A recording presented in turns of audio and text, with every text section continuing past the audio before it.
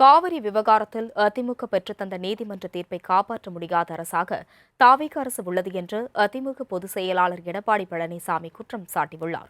விடுதலை போராட்ட வீரர் தீரன் சின்னமலையின் நினைவு நாளையொட்டி சென்னை கிண்டியில் உள்ள அவரின் திருவுருவ சிலைக்கு அதிமுக பொதுச் செயலாளர் எடப்பாடி பழனிசாமி மாலை அணிவித்து மரியாதை செலுத்தினார்.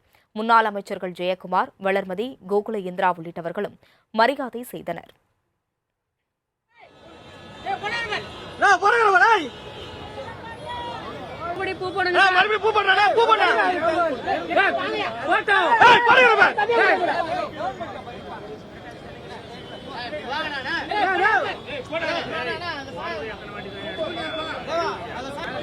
எவ்வளவு இருப்பீங்க?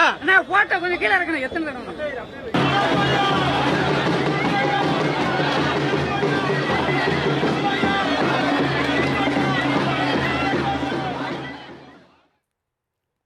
இதையடுத்து பேட்டியளித்த EPS, காவிரி நதிநீர் பிரச்சினை தொடர்பாக இந்த அரசாங்கம் என்ன நடவடிக்கை எடுக்கிறது என்று எதுவுமே தெரியவில்லை என கூறினார். அனைத்துக் கட்சி கூட்டத்தை கூட்டாதது கவலை அளிப்பதாகவும் அவர் தெரிவித்தார். மேகதாது விவகாரத்தில் அனைத்து அரசியல் கட்சித் தலைவர்களையும் அழைத்து பேசி கருத்தை கேட்க வேண்டும் எனவும் EPS வலியுறுத்தினார். நான் பல முறை அறிக்கை விட்டுட்டேன்.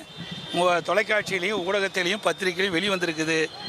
ஆனால் இந்த அரசாங்கம் காவிரி நதிநீர் பிரச்சனை பெறுவதற்கு என்ன நடவடிக்கை எடுக்க என்று எதுவுமே தெரியல.